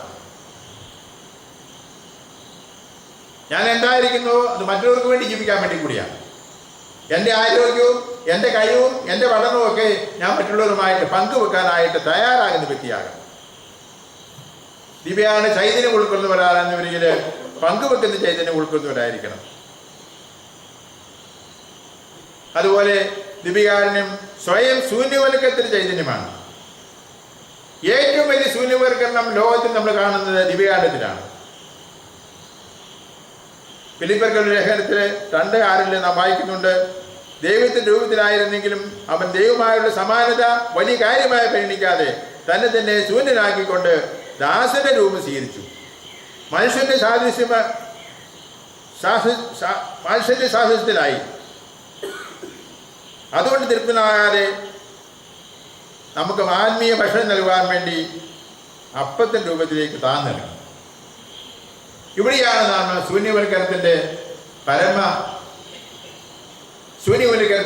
മാതൃക കാണുന്നത്. ഒരു ദൈവം മനുഷ്യനായി തീരുക, മനുഷ്യനായി നമ്മളൊരാൾ ഒരു പുഴുവായി തീരുകയാണെന്ന് വരികിൽ അത് വലിയൊരു താഴ്ചയായിട്ട് നമ്മൾ കണക്കാക്കും. അതിലും വലിയ താഴ്ചയാണ് സൃഷ്ടാവായ ദൈവം ഒരു സൃഷ്ടിയുടെ പേരിലേക്ക് ഇറങ്ങി വരുന്നു, മനുഷ്യനായി അതിൽ താഴ്ന്നിറങ്ങി അപ്പമായി തീർന്നു. ശൂന്യവൽക്കരണത്തിൻ്റെ ഇല്ലായ്മയുടെ വലിയ ചൈതന്യമാണ് നമ്മളെ കാണുന്നത്. നാം ദിവ്യാന സന്നിധിയിലായിരിക്കുമ്പോൾ, ഈ ശൂന്യവൽക്കരണത്തിന് മുമ്പിൽ നിൽക്കുമ്പോൾ നമ്മൾ ചെറുതാകുവാൻ നമുക്ക് സാധിക്കും. എൻ്റെ ബലഹീനത എനിക്ക് കാണുവാൻ സാധിക്കും, എൻ്റെ ചെറുപ്പത്തെ എനിക്ക് മനസ്സിലാക്കാൻ സാധിക്കും. ചെറുതാകാനായിട്ട് എളിമയോരായി തീരുവാനായിട്ട് നമുക്ക് പ്രേരണ നൽകുന്നതാണ് ദിവ്യാനത്തിൻ്റെ ശൂന്യവൽക്കരണം. പ്രിയ സഹോദരങ്ങളെ, ദിവ്യാന സന്നിധിയിൽ നിന്ന് പ്രാർത്ഥിക്കുന്ന നമുക്ക് ഈ ചൈതന്യം ഉൾക്കൊള്ളുവാനായിട്ട് ചെറുതാകുവാൻ നമുക്ക് സാധിക്കുമോ? മറ്റുള്ളവർക്ക് ചെറുതാകുവാൻ നമുക്ക് ബുദ്ധിമുട്ടുണ്ട്. എൻ്റെ മുമ്പിൽ നിൽക്കുന്നവൻ എന്നെക്കാൾ വലിയവനായി കണക്കാക്കാം, ഞാൻ ചെറിയവനായി കണക്കാക്കാം. എൻ്റെ മുമ്പിൽ നിൽക്കുന്നവൻ എന്നെക്കാൾ വലിയവനാണ്. അവൻ ദൈവത്തിൻ്റെ മകനാണ്, അല്ലെ ദൈവത്തിൻ്റെ മകളാണ്, ദൈവത്തിന് വേണ്ടി മാറ്റിവെക്കപ്പെട്ടവനാണ്. ആ നിലയിൽ ആ വ്യക്തികളെ കാണുവാനായിട്ട്, അവരെ ബഹുമാനിക്കാനായിട്ട്, ആദരിക്കുവാനായിട്ട് നമുക്ക് സാധിക്കുക. സഭാകന്മാരായ ബഹുമാനപ്പെട്ട ആലക്കുന്തച്ഛനും പരേട്ടച്ഛനും അവിടെ നിസ്സാരതയെ കണ്ടിട്ട് അത് ഉൾക്കൊണ്ടവരായിരുന്നു. സഭയുടെ ആരംഭകാലത്തിൽ പണമില്ലാതെ, ആളുകളില്ലാതെ, സഹായമില്ലാതെ കഴിയുന്ന കാലം ശൂന്യവൽക്കരണത്തിൻ്റെ കാലമായിരുന്നു. അന്ന് ആ വിഷമതകളെയും വേദനകളെയൊക്കെ ഉൾക്കൊണ്ടുകൊണ്ട് പണിതുകൊണ്ടാണ് സഭയെ വളർത്തുവാൻ അവസാനിച്ചത്. മറ്റുള്ളവരെ ആശ്രയിച്ചുകൊണ്ട് ജീവിച്ചിരുന്നു, ദരിദ്രരായി ജീവിച്ചിരുന്നു. ഭക്ഷണത്തിന് യാത്രയ്ക്ക് പോലും ബുദ്ധിമുട്ടുണ്ടായ അവസരങ്ങളുണ്ടായിട്ടുണ്ട്. അതെല്ലാം ദാരിദ്ര്യത്തിൻ്റെ ജയനത്തിൽ എടുത്തുകൊണ്ട് അങ്ങനെ സഭയെ വളർത്താനായിട്ട് ശ്രമിച്ചവരാണ്. യഥാർത്ഥത്തിൽ ദിവ്യാന സന്നിധിയിൽ നാം ചെലവഴിക്കുമ്പോൾ നമുക്ക് ഈ ചെറുതാകേണ്ട ചൈതന്യം, ഈ ശൂന്യവൽക്കരണത്തിൻ്റെ ചൈതന്യം, എളിമയുടെ ചൈതന്യം ഉൾക്കൊള്ളാൻ നമുക്ക് സാധിക്കണം. എളിമയുടെ ലാളിത്യത്തിൻ്റെ ചൈതന്യം ഉള്ളതുകൊണ്ട് തൃപ്തിപ്പെട്ട് ജീവിക്കാനായിട്ട്, പരിമിതികളെയും കുറവുകളെയും സ്വീകരിക്കാനായിട്ട് നമുക്ക് സാധിക്കുക. നമുക്ക് എത്രമാത്രം സമ്പത്തുണ്ടെങ്കിലും, എത്രമാത്രം കൂട്ടുകാരുണ്ടെങ്കിലും പല പരിമിതികളും നമുക്കുണ്ട്, കുറവുകളുണ്ട്, പോരായ്മകളുണ്ട്. ആ കുറവുകളെയും പോരായ്മകളെയും അംഗീകരിക്കുവാനായിട്ട് സ്വീകരിക്കാൻ നമുക്ക് സാധിച്ചെങ്കിലേ നമ്മുടെ ജീവിതത്തിൽ സന്തോഷമുണ്ടാകും. ഉള്ളതുകൊണ്ട് തൃപ്തിപ്പെട്ട് ജീവിക്കുക, ഉള്ളതിൽ അഭിമാനപ്പെട്ട് ജീവിക്കുക,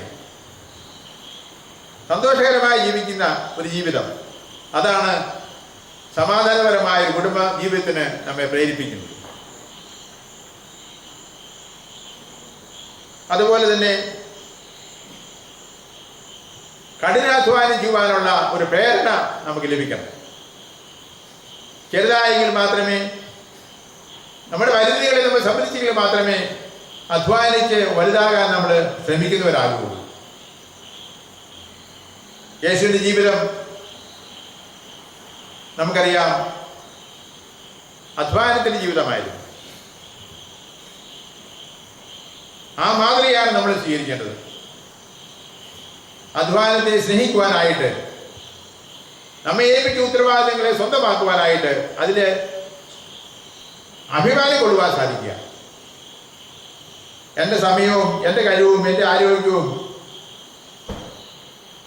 ഞാൻ പൂർണ്ണമായിട്ട് ഉപയോഗിച്ചുകൊണ്ട് വലുതാകാനായിട്ട് പരിശ്രമിക്കുക.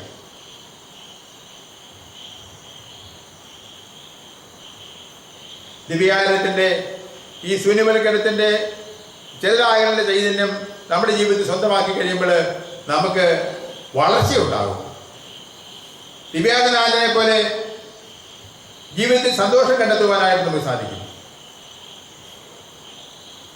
അതുപോലെ ദിവ്യാംഗത്തിന്റെ ചൈതന്യം പങ്കുവെക്കലിന്റെ ചൈതന്യമാണ്. തന്നെ തന്നെ മുഴുവനായി നൽകിയ യേശുവിനെ പോലെ നമ്മൾ നമ്മളെ തന്നെ മുഴുവനായിട്ട് മറ്റുള്ളവർക്ക് കൊടുക്കുവാനായിട്ട് നമുക്ക് സാധിക്കണം.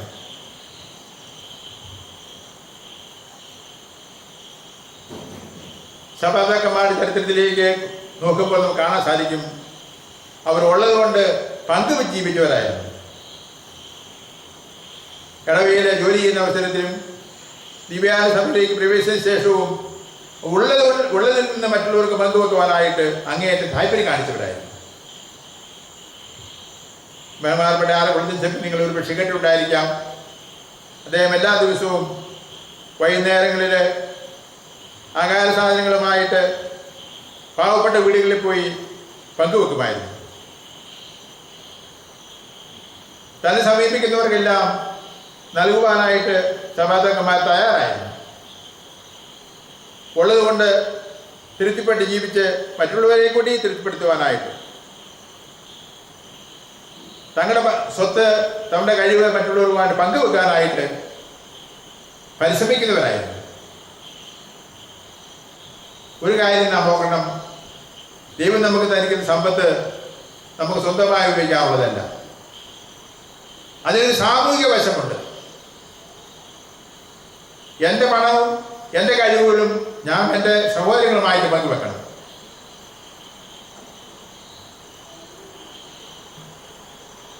ദാസന്റെ തലവാന്റെ ഉപമ നമ്മൾ പല പ്രാവശ്യം ധ്യാന വിഷയമാക്കിയിട്ടുണ്ട്. ധനികനായ മനുഷ്യൻ പാവപ്പെട്ട ദാസനെ കാണുവാനായിട്ട് അവന്റെ വേദന മനസ്സിലാക്കുവാൻ സാധിക്കാതെ വന്നതാണ് അവൻ ചെയ്ത വലിയ തെറ്റ്. എൻ്റെ കൂട്ടുകാരൻ്റെ വേദനയും എൻ്റെ പ്രയാസവും മനസ്സിലാക്കിക്കൊണ്ട് അവൻ്റെ പക്കലേക്ക് ഇറങ്ങിച്ചെല്ലുവാനായിട്ട് നമുക്ക് കടമയുണ്ട്. എൻ്റെ സഹോദരങ്ങൾ, എൻ്റെ അയൽക്കാർ എങ്ങനെ ജീവിക്കുന്നു? അവർ ഒരു നേരത്തെ ഭക്ഷണത്തിന് വേണ്ടി പോലും വിഷമിക്കുന്നവരാണോ? വീടില്ലാതെ കഴിയുന്നവരാണോ? എങ്കിൽ അവരുടെ പക്കലേക്ക് ഇറങ്ങിച്ചെന്ന് അവരെ സഹായിക്കാൻ എനിക്ക് കടമയുണ്ട്. ദിവ്യാന്റെ ചൈതന്യം മറ്റുള്ളവരുമായിട്ട് പങ്കുവെക്കാൻ എന്നെ പ്രേരിപ്പിക്കും. അതുപോലെ ദിവ്യകാരുണ്യം കാരുണ്യത്തിന്റെ ആവിഷ്കാരമാണ്. നമ്മുടെ ദിവ്യാന്റെ ഭക്തി അടങ്ങിയിരിക്കുന്നത് ഈ കാരുണ്യത്തിന്റെ പ്രകടനത്തിലാണ്. ദിവ്യകാരുണ്യത്തിന്റെ കാരുണ്യത്തിന്റെ മുഖം കാണിച്ചു കൊടുക്കുവാനായിട്ട് വിളിക്കപ്പെട്ടവരാണ് നമ്മൾ. ദിവ്യകാരുണ്യത്തിന്റെ കാരുണ്യത്തിന്റെ ചൈതന്യം രോഗികളോടും അവഗണിക്കപ്പെട്ടവരോടും പാപങ്ങളോടും സ്നേഹവും കാരുണ്യവും കാണിക്കുവാനായിട്ട് നമുക്കറിയാം. ഈ കഴിഞ്ഞ നൂറ്റാണ്ടിൽ കാരുണ്യത്തിന്റെ മുഖം കാണിച്ചു കൊടുത്ത വ്യക്തിയായിരുന്നു മദർ തെരേസ. അവർ പറയുമായിരുന്നു, ലോകത്തിലുള്ള എല്ലാവരും എൻ്റെ മക്കളാണ്, ഞാൻ അവരെ എല്ലാം നോക്കിക്കൊള്ളാം. My vocation is to be a mother of the abandon. അവഗണിക്കവരുടെ അമ്മയാണ് ഞാൻ, ഉപേക്ഷിക്കപ്പെട്ടവരുടെ അമ്മയാണ് ഞാൻ. ഉപേക്ഷിക്കവരെ എല്ലാം സ്വന്തമാക്കുവാനായിട്ട്, അവരെ ആശ്വസിപ്പിക്കുവാനായിട്ട് ഇറങ്ങിച്ചെല്ലുന്ന ഒരു അമ്മയായിരുന്നു. നമുക്കൊക്കെ ഒരു ചൈതന്യമാണത്. നിങ്ങൾ പലരും മദർ തെരേസയെ കണ്ടിട്ടുള്ളവരായിരിക്കാം. മദർ തെരേസയുടെ ആ ചൈതന്യം ലോകത്തെ മുഴുവനും ആകർഷിച്ചു. പാവങ്ങൾക്ക് വേണ്ടിയുള്ള ജീവിതം, പാവങ്ങളെ സ്വന്തമാക്കിക്കൊണ്ട് ഉള്ള ജീവിതം അനേകരെ ആകർഷിക്കുന്നതിന് പര്യാപ്തമായിരുന്നു. തൻ്റെ സമയവും തൻ്റെ കഴിവും തൻ്റെ ആരോഗ്യവുമെല്ലാം പാവങ്ങൾക്ക് വേണ്ടി ജീവിച്ചിട്ട് അവരെ ധന്യരാക്കിയിട്ടാണ് അമ്മ കടന്നുപോയത്. ആ അമ്മയുടെ ദിവ്യകാരുണ്യത്തിന്റെ ചൈതന്യമാണ് ഉൾക്കൊണ്ടത്. പങ്കുവെക്കലിന്റെ ചൈതന്യം, ശൂന്യവൽക്കരണത്തിന്റെ ചൈതന്യം സ്വന്തമാക്കാനായിട്ട് നമുക്ക് സാധിക്കണം. ദിവ്യാന ഭക്തരാകുന്നവരിൽ ദിവ്യാന്റെ മുമ്പിലിരുന്ന് ഈ ദിവ്യാന്റെ ചൈതന്യം എൻ്റെ സ്വന്തമാക്കി കഴിയുമ്പോഴാണ് ഞാൻ ദിവ്യാന ഭക്തനാകുകയുള്ളൂ. മണിക്കൂറുകൾ ദിവ്യാന സന്നിധിയിൽ ചെലവഴിച്ചതുകൊണ്ടോ ആരാധന നടത്തിക്കൊണ്ടോ ഞാനൊരു ദിവ്യാന ഭക്തനാകുന്നില്ല. ദിവ്യാന ഭക്തി ഞാൻ ഉൾക്കൊള്ളാനായിട്ട് സാധിക്കണം. ദിവ്യാനത്തെ ചൈതന്യം സ്വന്തമാക്കിക്കൊണ്ട് ദിവ്യാനനാഥനെ അനുകരിക്കാനായിട്ട്, ദിവ്യാനത്തിൽ കാണുന്ന സ്നേഹത്തിൻ്റെ ചൈതന്യം, എളിമയുടെ ചൈതന്യം, ശൂന്യപരിക്കത്തിൻ്റെ ചൈതന്യം, താഴ്ന്നിറങ്ങേണ്ട ചൈതന്യം, പങ്കുവെക്കേണ്ട ചൈതന്യം ഞാൻ സ്വന്തമാക്കൊണ്ടാണ് യഥാർത്ഥത്തിൽ ഞാൻ ദിവ്യാന ഭക്തനാകുന്നത്.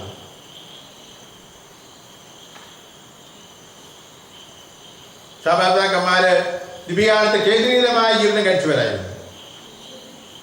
ദിവ്യാന ചൈതന്യം ഉൾക്കൊണ്ട് ദിവ്യാനത്തെ കേന്ദ്രീകൃതമായിട്ട് ജീവിച്ചവരായിരുന്നു അവര്. ദിവ്യാനനാഥന്റെ സ്നേഹവും കാരുണ്യവും ജീവിതത്തിലൂടെ കാണിച്ചു കൊടുത്തവരാണ്. ദിവ്യാനത്തിൽ നിന്ന് ശക്തി പ്രാപിച്ചവരായിരുന്നു. തങ്ങളുടെ ജീവിതത്തിലെ പ്രശ്നങ്ങൾക്ക് ഉത്തരം കണ്ടെത്തിയവരായിരുന്നു. ദിവ്യാനത്തിൽ നിന്ന് അവരുടെ ജീവിതത്തിലെ പ്രശ്നങ്ങൾക്ക് ഉത്തരം കണ്ടെത്തിയവരായിരുന്നു.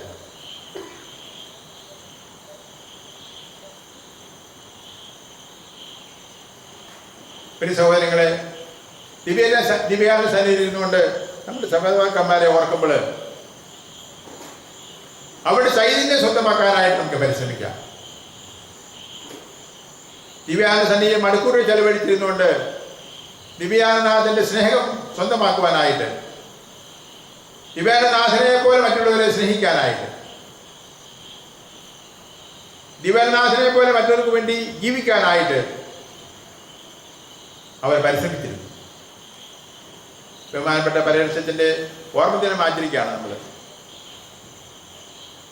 അദ്ദേഹത്തിൻ്റെയും ബഹുമാനപ്പെട്ട ആൽക്കുത്തച്ഛൻ്റെയും ചൈതന്യം സ്വന്തമാക്കുവാനായിട്ട് നമുക്ക് പരിശ്രമിക്കാം.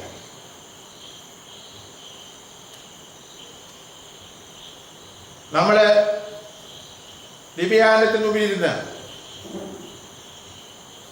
സഭാപിതാക്കന്മാരെ പോലെ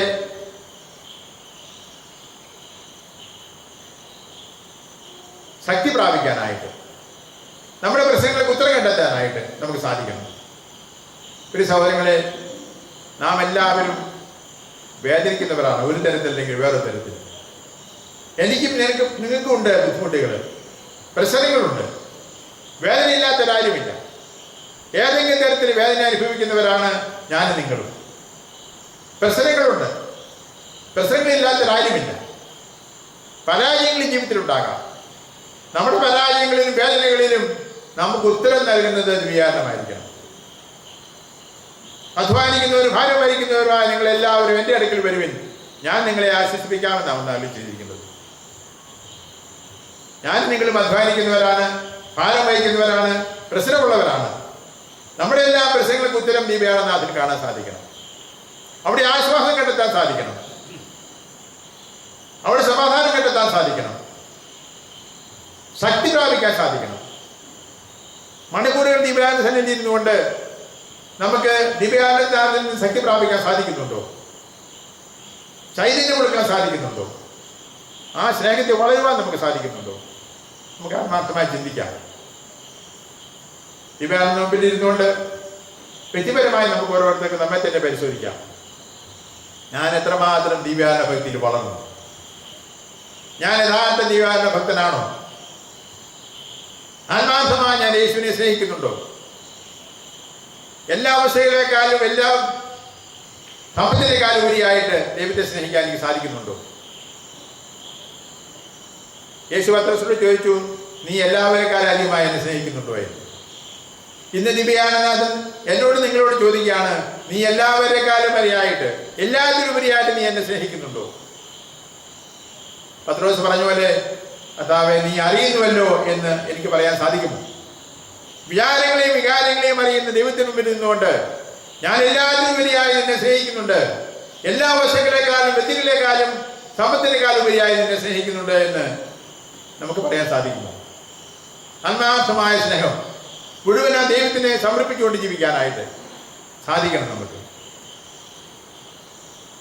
ആ സ്നേഹം മറ്റുള്ളവരുമായിട്ട് പങ്കുവെക്കുവാനായിട്ട് ഞാൻ ഈശോയെ സ്നേഹിച്ച പോലെ എനിക്ക് എൻ്റെ സഹോദരങ്ങളെ സ്നേഹിക്കാൻ സാധിക്കണം.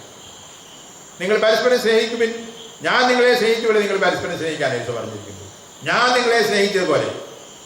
യേശു നമ്മെ എങ്ങനെയാണ് സ്നേഹിച്ചത്? നമ്മുടെ കുറ്റത്തോടും കുറവോടും കൂടിയാണ്. എനിക്ക് നിങ്ങൾക്കും കുറവുണ്ട്, ബലഹീനതയുണ്ട്, പാപമുണ്ട്, എങ്കിലും ദൈവം എന്നെ സ്നേഹിക്കുന്നുണ്ട്. അവിടുന്ന് പറയാണ്, ഞാൻ നിന്നെ സ്നേഹിച്ച പോലെ നിങ്ങൾ പരസ്പരം സ്നേഹിക്കണം. യേശുവിനെ സ്നേഹിക്കുന്ന പോലെ തന്നെ ഞാൻ എൻ്റെ സഹോദരങ്ങളെ സ്നേഹിക്കുവാൻ, കുറ്റത്തോടും കുറവോടും കൂടി സ്നേഹിക്കുവാൻ സാധിക്കണം. പോരായ്മയുള്ളവരുണ്ട്, സമൂഹത്തിലാണേലും കുടുംബത്തിലാണേലും കുറവുകളും പോരായ്മയുള്ളവരെയും ഉൾക്കൊള്ളുവാൻ നമുക്ക് സാധിക്കണം. ആത്മാർത്ഥമായി സ്നേഹിക്കുവാനായിട്ട്, പങ്കുവെക്കാനായിട്ട്, അവരെ മനസ്സിലാക്കുവാനായിട്ട്, അവരുടെ ജീവിതത്തിലെ ഇറങ്ങി ചെല്ലുവാനായിട്ട്, വേദനയുടെ പ്രശ്നങ്ങളിലേക്ക് ഇറങ്ങി ചെല്ല് ആശ്വസിപ്പിക്കുവാനായിട്ട് സാധിക്കണം. എങ്കിലേ നമ്മൾ ദിവ്യാന ഭക്തരാകുള്ളൂ. ആത്മാർത്ഥമായി ദിവ്യാന സന്നിയിരുന്ന് നമ്മെ തന്നെ പരിശോധിക്കാം. നാഥാ, നിന്നെ സ്നേഹിക്കാൻ ഞങ്ങളെ പഠിപ്പിച്ചാൽ, കൂടുതലായിട്ട് തിരുനാഥനെ സ്നേഹിക്കുവാനായിട്ട്, ദിവ്യാനത്തിൽ കാണുന്ന സ്നേഹത്തെ അനുഭവിക്കുവാനായിട്ട്, ആ സ്നേഹം അനുഭവിച്ച് മറ്റുള്ളവരുമായി പങ്കുവെക്കുവാനായിട്ട് നമുക്ക് പരിശ്രമിക്കാം. ആ ചൈതന്യത്തിന് വേണ്ടി നമുക്ക് ദിവ്യാനനാഥനോട് തന്നെ പ്രാർത്ഥിക്കാം. നാഥ, അങ്ങയുടെ മുമ്പിലിരുന്ന് അങ്ങ് കാണിച്ചു തരുന്ന ആ സ്നേഹത്തിൻ്റെ ചൈതന്യം സ്വന്തമാക്കുവാനായിട്ട്, അങ്ങ് ഞങ്ങളെ സ്നേഹിച്ച പോലെ ഞങ്ങളുടെ സഹോദരങ്ങളെ സ്നേഹിച്ചുകൊണ്ട് ജീവിക്കുവാനായിട്ട്, ഞങ്ങൾക്കുള്ളതും കൂടെ പങ്കുവെച്ചുകൊണ്ട് ജീവിക്കുവാനായിട്ട്, എൻ്റെ സമയവും എൻ്റെ കഴിവും എൻ്റെ ആരോഗ്യവും എല്ലാം മറ്റുള്ളവരുമായി പങ്കുവെച്ച് ജീവിക്കുവാനായിട്ട് ഉള്ള കഴിവ് എനിക്ക് തരയണമേ. അങ്ങനെ ദിവ്യാനനാഥനോടുള്ള സ്നേഹത്തിൽ ഭക്തി വളരുവാൻ ശ്രമിക്കാം. അങ്ങനെ കൃപയ്ക്ക് വേണ്ടി നമുക്ക് ദിവ്യാനനാഥനോട് തന്നെ പ്രാർത്ഥിക്കുകയും ചെയ്യാം. പരിശുദ്ധ പരമ ദിവ്യകാലത്തിന്, പരിശുദ്ധ പരമ ദിവ്യകാലത്തിന്, പരിശുദ്ധ പരമ ദിവ്യകാലത്തിന്.